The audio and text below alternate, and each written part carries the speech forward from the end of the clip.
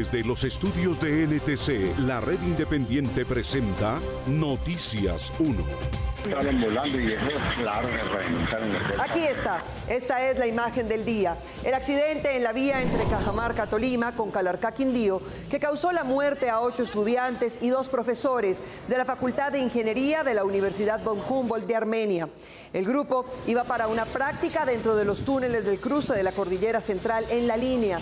Su conductor perdió el control, se estrelló contra las barreras de contención del puente y expulsó al vacío a 10 de sus pasajeros. De esta historia hablaremos hoy.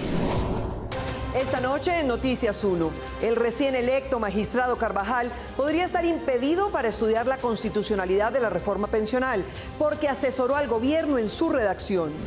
El gobierno desembolsó 231.000 millones de pesos para aire, pero para prevenir su cierre operativo y el efecto dominó que predicen en el sector, se necesitaría al menos 1 billón de pesos más.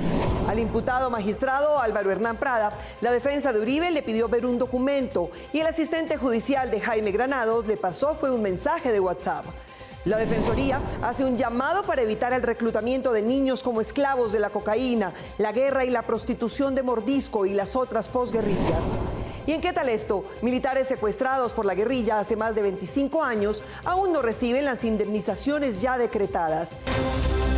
Por la prensa libre y el derecho que todos ustedes tienen a la verdad, yo soy la Red Independiente. Presenta Noticias 1 con María Fernanda Navia y Gerson Caucha.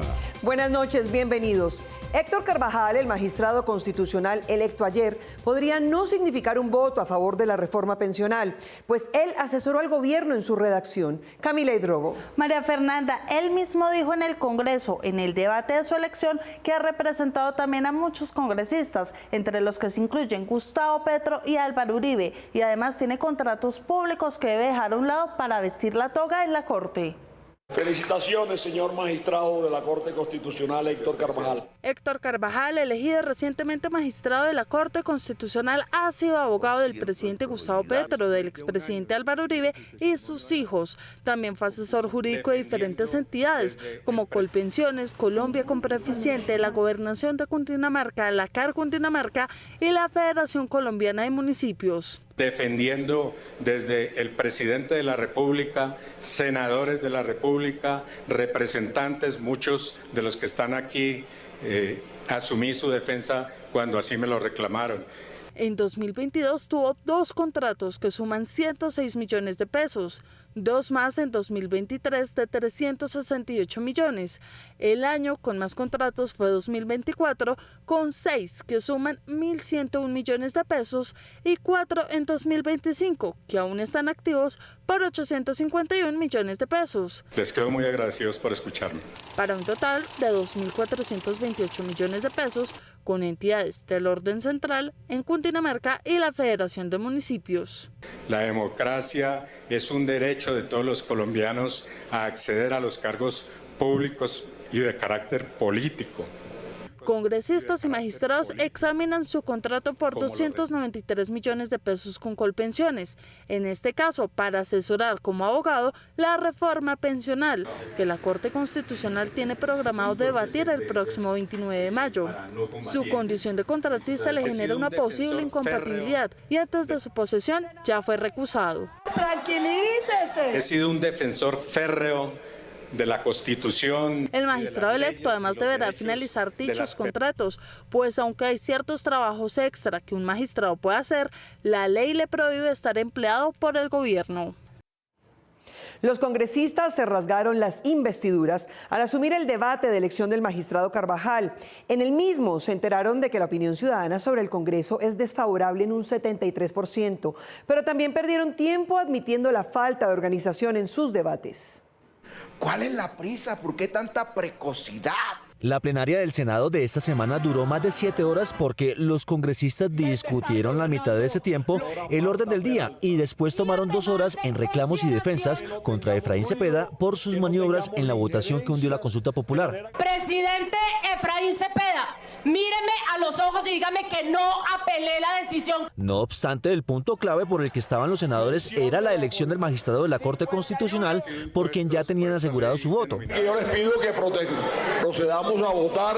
Sin embargo, algunos congresistas les dieron pena pública dejar tanto tiempo esperando a los candidatos en medio de las discusiones parlamentarias. Presentar sentidas excusas a los 3 candidatos a magistrado. ¡Qué espectáculo tan bochornoso, lamentable, de quinta! Pero otros consideraron que la pena sí era por no cumplir su labor legislativa. Hemos perdido la altura en el Congreso de la República para la elección de los magistrados. No perdamos la esencia.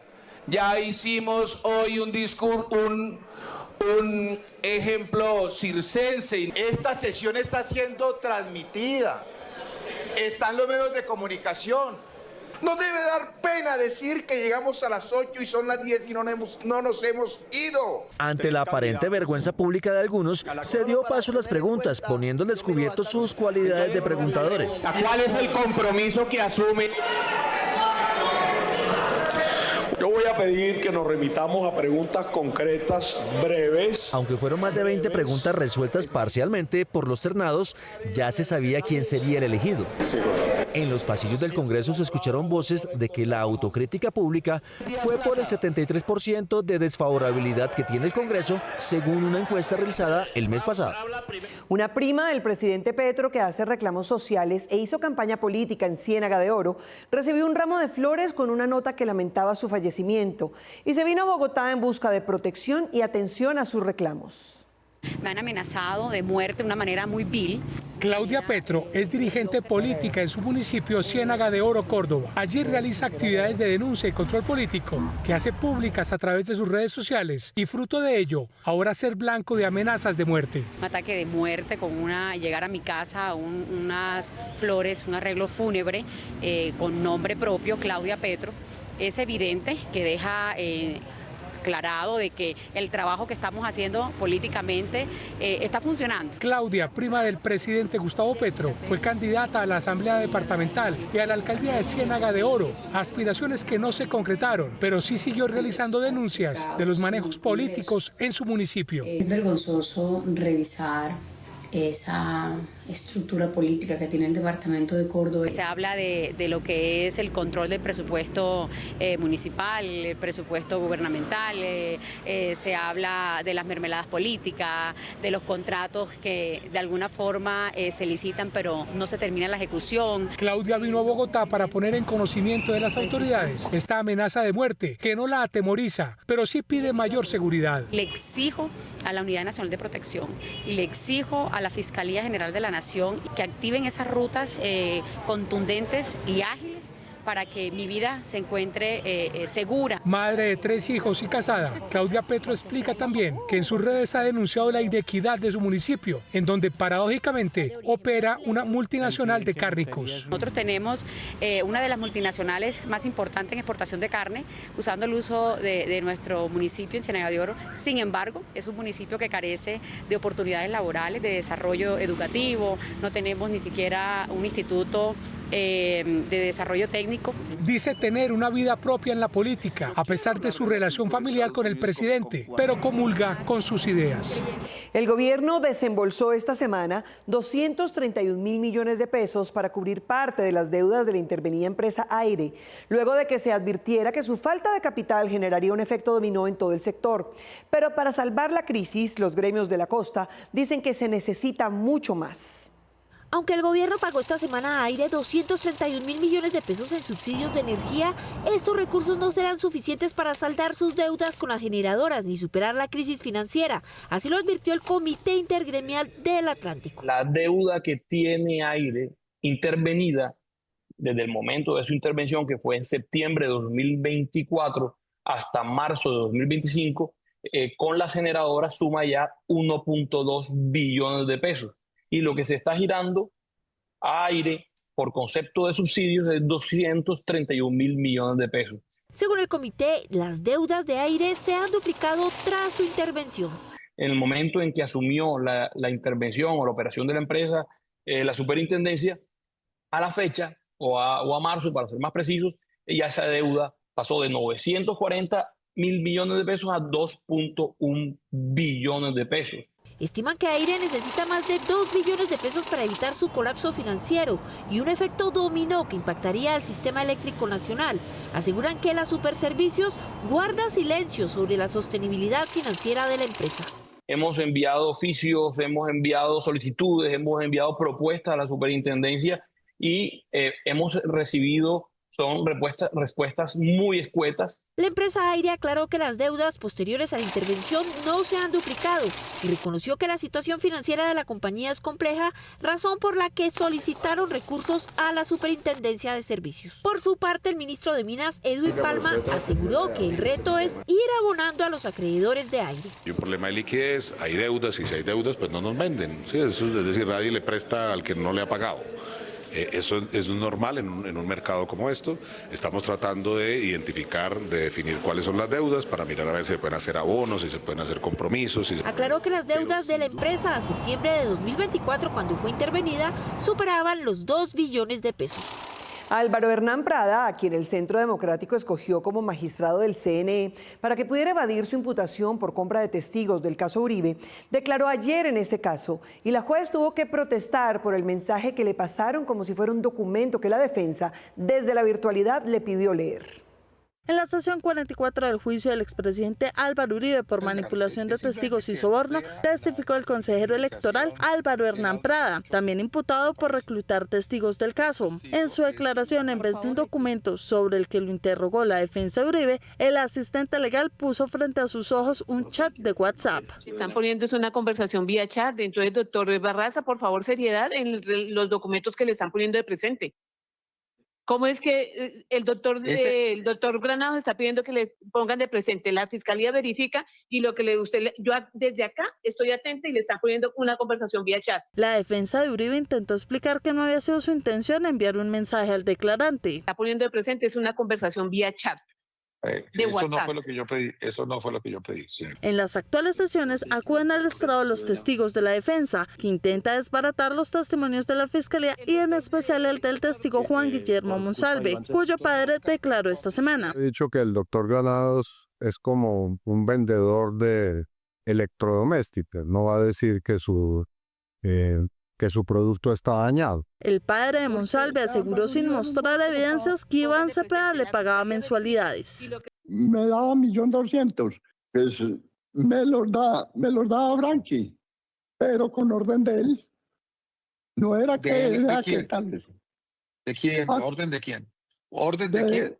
De don Iván. Pero antes de su declaración, el senador Cepeda obtuvo esta imagen que lo muestra conversando en la puerta del despacho con Luis Guillermo Villegas, hijo de Luis Alberto Villegas y familiar con Juan Guillermo Villegas, quien fue denunciado por presionar al mismo testigo. Es que en el 2018 ya la justicia había compulsado joyas contra el señor Juan Guillermo Villegas por presión contra la familia Monsalve.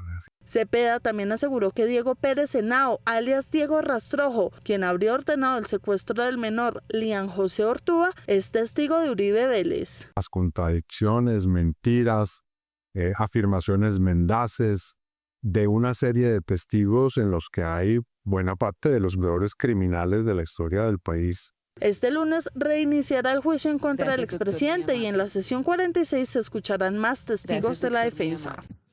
El pacto histórico avanza en la selección de su candidato para las próximas elecciones. Camilo Romero se prepara para el lanzamiento de su campaña la semana entrante y María José Pizarro busca reforzar su posición entre los 4 que irán a consulta.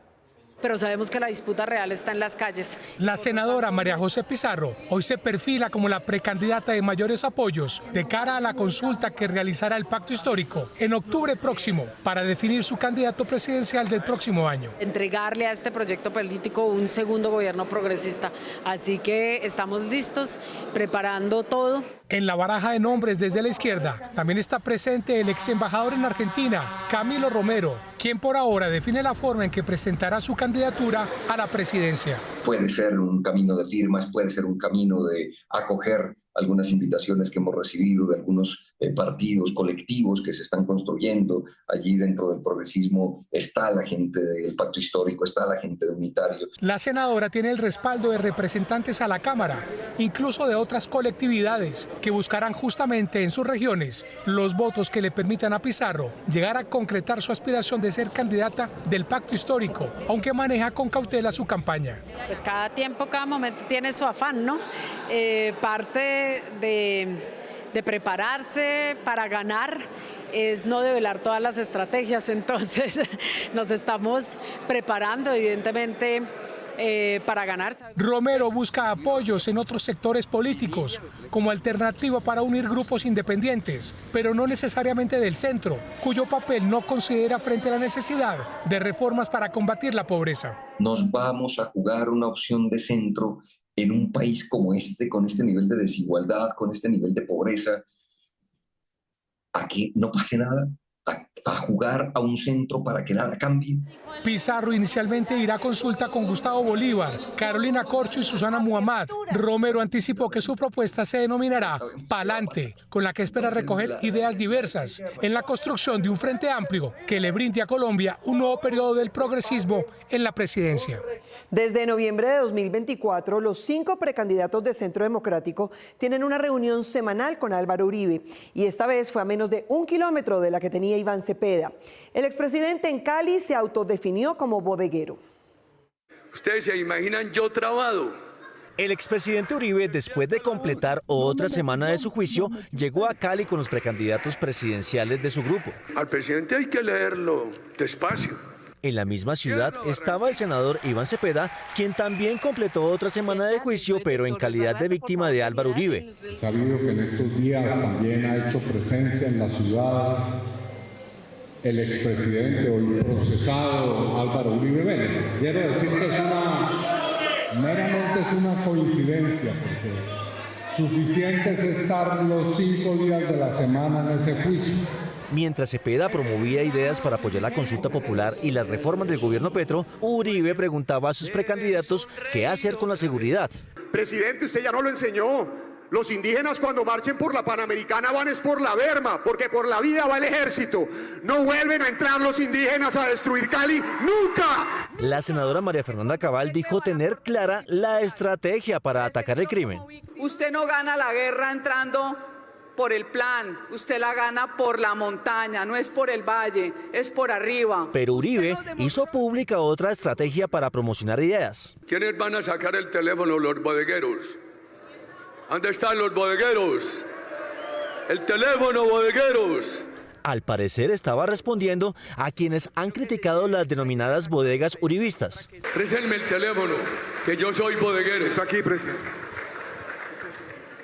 Bodegueros, pedagogos, profesores, tomemos nota de lo que acaba de decir la senadora Paloma. ¿Tienen listos los teléfonos? ¿Cuántos bodegueros somos aquí?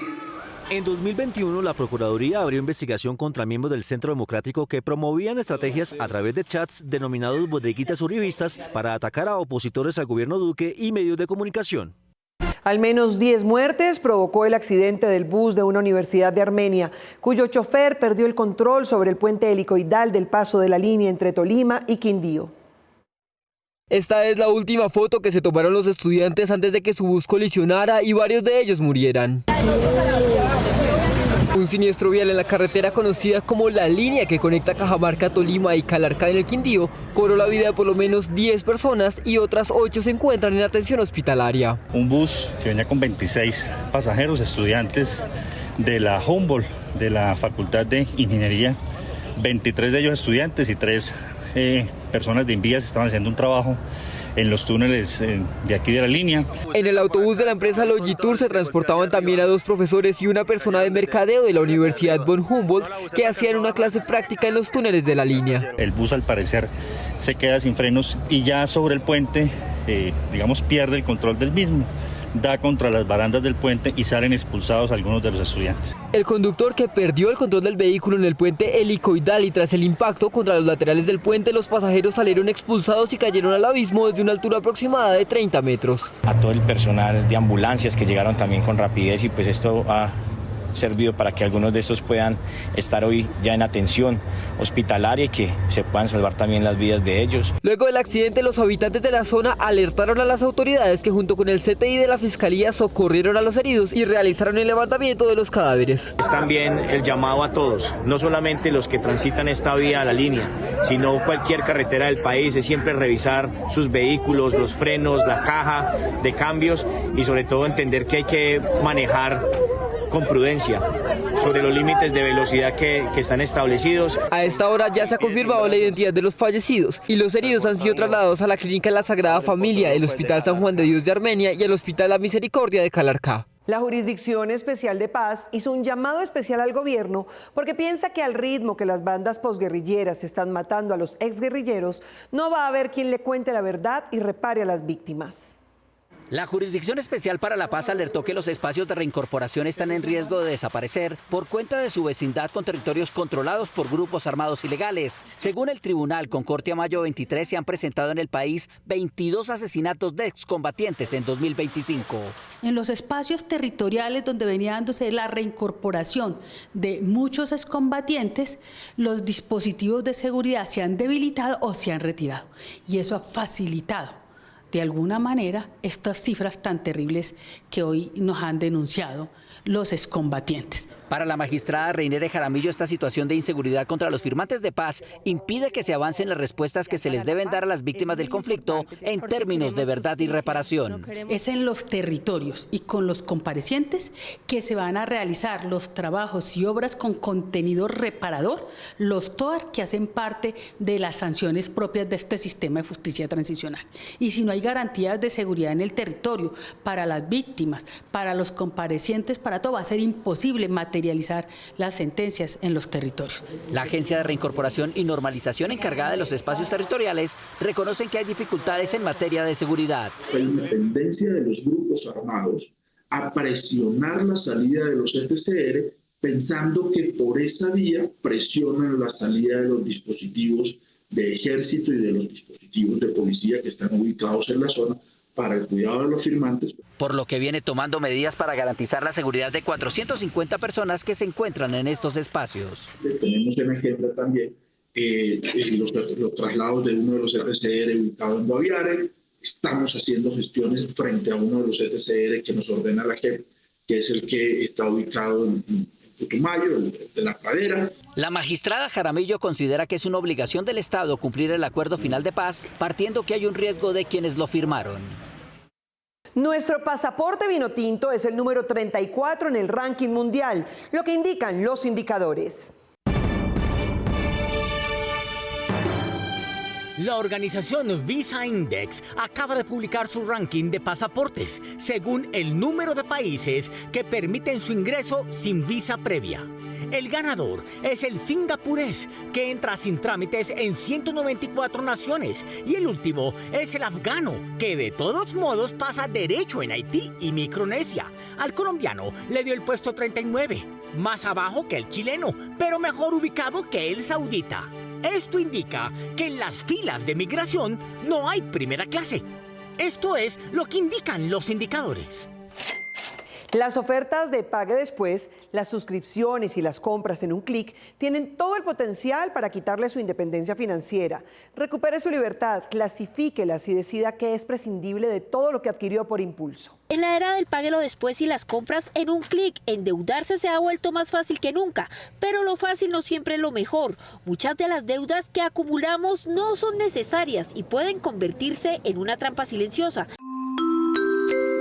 Entre las deudas innecesarias están los viajes, fiestas, ropa o celulares pagados a crédito que no aumentan su valor personal o profesional y pierden valor rápidamente. Este tipo de deudas le quitan libertad financiera. Cada mensualidad que debe pagar reduce su capacidad de ahorrar o invertir. Generan intereses ocultos. Aunque suene atractivo, a meses sin intereses, muchas veces termina comprando más de lo que puede pagar. Para no caer en esas trampas, ahorre antes de comprar. Si no puede pagar hoy, probablemente no lo necesite. Haga un presupuesto, saber cuánto tiene y cuánto puede gastar evita decisiones impulsivas. Aunque hace ya 35 años fue dado de baja alias Gacha, los latifundios que él fundó a punta de violencia y cocaína seguían en manos de terratenientes y de ellas nada les correspondía a las víctimas. El gobierno recuperó 24.000 hectáreas y espera escriturarlas a los campesinos.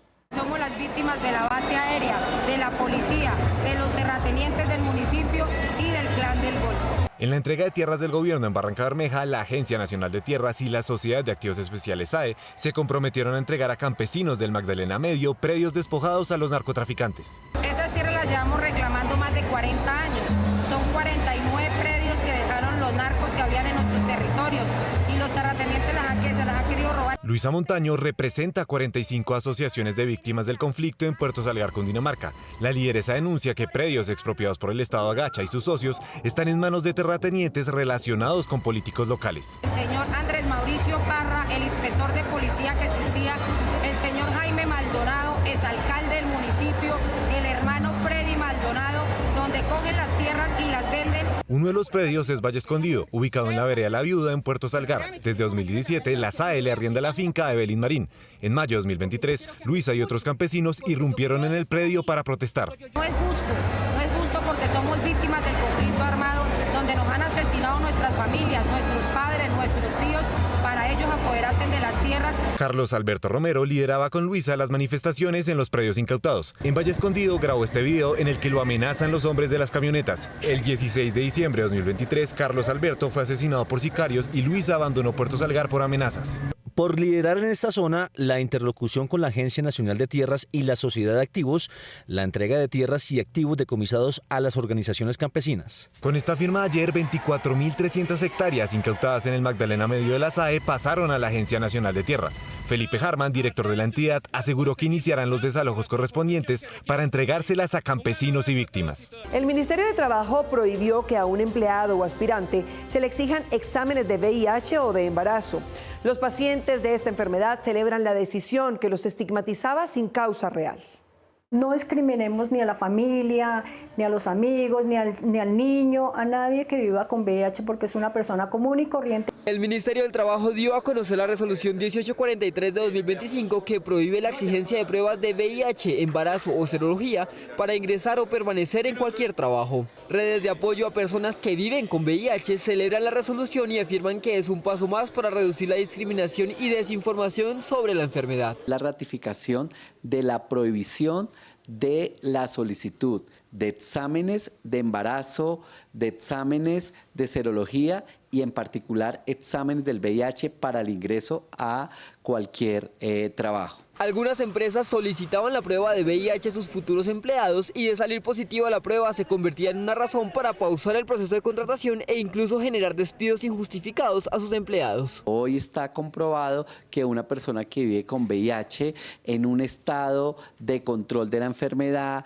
de indetectabilidad de tratamiento, puede trabajar en lo que considere. Olga es una auxiliar de enfermería que vive con VIH hace 25 años y aunque dice que recibir el diagnóstico no es fácil, aprendió a vivir con la enfermedad y se enfocó en cuidar de sí misma y de sus pacientes. Yo siempre soy muy juiciosa, yo estoy indetectable todo el tiempo, nunca he estado hospitalizada porque soy juiciosa con mi medicamento y me cuido. Aunque un diagnóstico positivo por VIH puede ser alarmante, no significa una sentencia de muerte ni tampoco un impedimento laboral. No piense la gente que porque vivimos con VIH no nos podemos desempeñar en cualquier trabajo, en lo que sea. Ratifica que es un derecho constitucional el trabajo. ¿Sí? Y el trabajo libre de discriminación. Uno de los causales de mayor estigma y discriminación son los contextos laborales para quienes viven con el VIH. Quienes viven con VIH hacen un llamado a informarse del tema y evitar continuar con la divulgación de información falsa que solo promueve la discriminación y el pánico colectivo. Los primeros computadores calculaban sus cifras en bytes, luego vinieron los terabytes, hace 2 décadas los gigabytes y los últimos son los qubits, que son las unidades de información de un computador cuántico de los que Colombia tiene uno. Colombia cuenta con uno de los 2 computadores cuánticos que tiene América Latina. Este se encuentra en la Universidad de los Andes en Bogotá y sirve de enlace entre la teoría cuántica y la práctica, debido a que los computadores tradicionales solo pueden realizar procedimientos en un estado a la vez. En cambio, este computador cuántico puede hacer 2 estados en simultáneo. Sepan que están estas tecnologías Y otra vez, no es lo mismo decir, mire, esos son números complejos, usted saca estas matrices, a decirle, venga, experimentemos. Este dispositivo, que trabaja a base de qubits, le abre la posibilidad de trabajar con bits de 0 y 1 al mismo tiempo, logrando estar en dos procesos en simultáneo, lo que le permite crear escenarios a la par mientras va descartando resultados menos probables, todo esto en cuestión de segundos. Puedes empezar primero a hacer cosas más rápido, que es una de las cosas que llama mucho la atención de la computación cuántica, pero por otro lado puedes resolver problemas que no se podían resolver en computadores normales, porque tienes otra lógica. El tener este computador al alcance de procedimientos de investigación produce un acercamiento entre la teoría y la práctica, dándole un sustento lógico a procedimientos que, aunque se entendieran por correctos en la teoría, este dispositivo los analiza y declara como correctos o incorrectos bajo sus análisis de datos. Las posturas ergonómicas para trabajar, las pausas activas para ejercitar el cuerpo y la promoción de hábitos saludables en la oficina no solo redunda en la convivencia, sino también en la calidad del producto de una empresa. Adoptar hábitos saludables en el trabajo disminuye el estrés, reduce el ausentismo y mejora el rendimiento. Un estudio de la Universidad de Harvard concluyó que el bienestar laboral aumenta la productividad en un 31%. Lo que nos interesa siempre es que podamos tener una adecuada postura, que siempre tengamos un bienestar físico y mental. ¿Eso cómo lo hacemos? Lo hacemos por medio de diferentes modalidades de autocuidado. Es importante que nosotros siempre pensemos en que nuestro cuerpo siempre va a estar como expuesto a diferentes factores. El autocuidado es necesario para reducir la fatiga muscular y el desgaste de la visión. Por ello es fundamental hidratarse bien, realizar pausas activas cada 2 horas y adecuar su lugar de trabajo para reducir riesgos. Entonces la idea es que el monitor, la distancia entre la pantalla y tú, debe ser tu brazo completamente extendido. Debe estar a la altura de tus ojos para que no tengas tanto esfuerzo visual. Adicionalmente, ubícate de una forma que no vayas a tener tanto deslumbramiento, que la luz no llegue directamente a tus ojos. Para evitar posturas inadecuadas, se debe cambiar de lugar en la oficina. Además, es recomendable practicar algún deporte para interactuar con más personas y mantenerse activo. Hasta finales del siglo pasado, el secuestro de militares era un objetivo político de la guerrilla y con frecuencia hacía caer en cuenta al ejército de un error táctico. Por eso, en casi todos ellos, la nación fue condenada a pagarles indemnización. Pero hay víctimas que llevan 25 años esperando el primer pago. ¿Qué tal esto?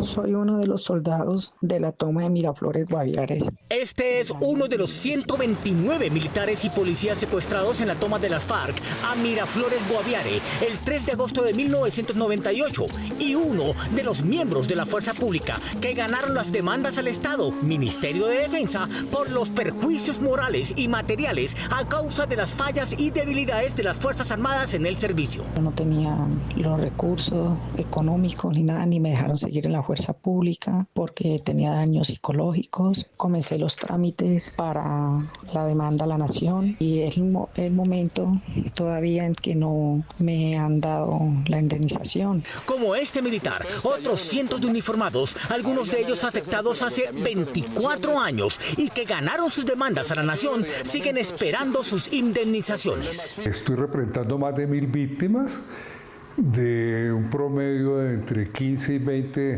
tomas. El Villar, Mitú, Dabeiba, Morales, Bojayá, Patascoy, Pavarandó, San Carlos y Teteyé. Desde 2011, la justicia emitió sentencias a favor de algunas de las víctimas de las tomas guerrilleras y hasta 2019, esos afectados recibieron las indemnizaciones, pero un grupo significativo de uniformados y civiles beneficiados con las decisiones del Consejo de Estado completan 6 años esperando sus dineros. En este momento estamos hablando de 7 años sin pagar las sentencias a cargo del Estado, que son 25.000 sentencias. El pasado mes de abril, el Grupo de Reconocimiento de Obligaciones Litigiosas del Ministerio de Defensa le informó al abogado Quintero que esa entidad ya estaba dando trámites a las solicitudes radicadas en mayo de 2019. Una vez reglamentado el artículo 338 del Plan Nacional de Desarrollo, se prevé durante su vigencia el pago de 12.000 solicitudes de reconocimiento y orden de pago entre los años 2019 al 31 de diciembre de 2023. Desde marzo de 2019 han debido ya coger a pagar cuentas que estaban debidamente haciendo cola. La dependencia del Ministerio de Defensa también le informó que hay cuentas que deben esperar hasta cuando el gobierno nacional asigne nuevos recursos. Respecto de las demás cuentas de cobro que no puedan ser pagadas con los recursos del fondo, se esperará que el gobierno nacional modifique los rubros asignados para el Ministerio de Defensa. El viceministro para la Estrategia y Planificación del Ministerio de Defensa dijo que hay un compromiso de cumplir con las indemnizaciones que están en deuda. En trabajo con el Ministerio de Hacienda hemos conseguido 120.000 millones de pesos, 60.000 millones para las fuerzas militares y 60.000 millones para la Policía Nacional de Colombia. Me quitaban todos los beneficios. Kevin Fandiño es otro soldado víctima de fallas al interior del ejército. Hizo parte del batallón Tarqui con sede en Sogamoso, Boyacá, hasta 2012, cuando resultó herido por una mala maniobra de un superior suyo. Haciendo una inspección de rutina, me pegó un tiro en la rótula derecha. El soldado Fandiño fue retirado del ejército, demandó y ganó. Y que no logre solucionar algo porque ya son más de 12 años y no encuentro una respuesta del Estado. Insto al ministro para que verdaderamente le pongamos tate quieto a esto. El abogado agrega que muchos de los militares que regresaron a la libertad después del secuestro siguen esperanzados en que el actual gobierno les permita tener una mejor calidad de vida. Nos vemos en las redes sociales y mañana domingo aquí en Noticias 1 a las 8 en punto, con las mejores noticias del fin de semana. A ustedes, gracias por elegir la independencia.